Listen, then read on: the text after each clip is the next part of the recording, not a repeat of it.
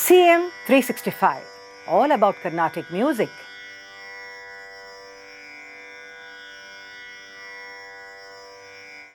Today we'll be discussing about rhythm and talam, which play a very important role in compositions.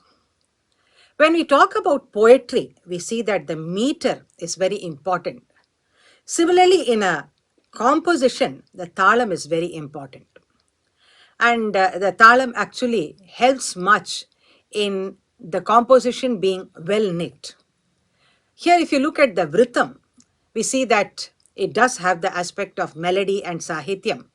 But in the absence of a talam, it does not have really some kind of a composite form, as you would see a composition like a kriti or a varnam.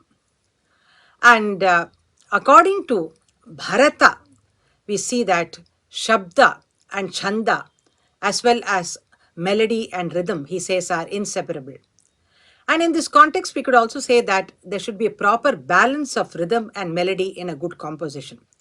If the rhythm is very dominant, then we could say that the composition is not of a great quality. So that way, a judicious or rather a proper balance between rhythm, melody, as well as the sahitya is important for a composition to be branded as a good one. Now, the laya aspect, if we take, it could be traced to time immemorial. But the talas actually have got a much later origin, we could say. And talam could be said to be time scale. And if you could say that a scale actually forms a ragam, we could say that the time scale is the talam. Now, even in if you take a scale, for example, you could say that in a particular sequence, a scale may be correct, but then it may not be correct in terms of the raga rendition. For example, if you take Shankarabharanam and render the notes correctly in its sthana like sa ri ga ma pa da ni sa ni da pa ma ga ri sa. So as a scale, actually, it's technically correct.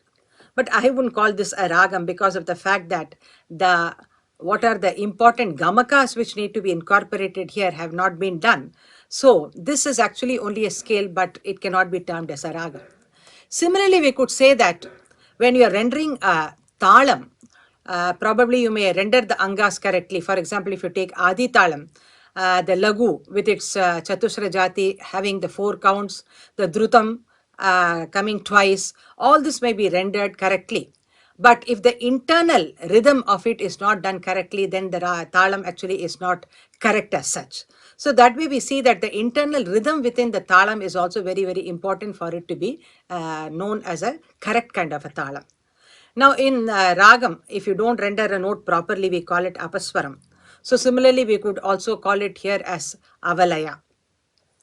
Now coming to the Shuladi Saptatalas that we teach children, the Alankaras, starting from Dhruva, Matya, Atatalam and so on, we see that this kind of talas had a very later origin. And the traditional kind of 108 talams that we talk about, actually which we have, they came about much earlier than these Suladi Saptatalas. And actually anything like a list of talas, the reference we see in Datilam, which dates back to very early of the 2nd century BC, and also in the Sangeetha Makaranda of Narada, which dates to 7th to 9th century AD. And if you look at Bharata in his Natya Shastra, he does not furnish any list as such of the talas, though he does make a reference to what we call as the Margi talas. And in the 108 talas, we see the incorporation of the Shadangas, that is the Lagu, Dhrutam, Anudhrutam, Guru, Plutam and Kakapadam. But when we talk about the 7 or the Sula, the Sapta talas, we see that the Guru, Plutam and Kakapadam are not used here. And in these talas, we only see the incorporation of the Lagu, the Dhrutam and the Anudhrutam. And interestingly also we see that in the earlier times when we talked about a lagu, it was only what we meant was the Chatusra Jati. And it is only after the Shuladi Saptatalas came that these kind of varieties for laghus actually came about. And this is probably you could date it back to about the 15th or the 16th century.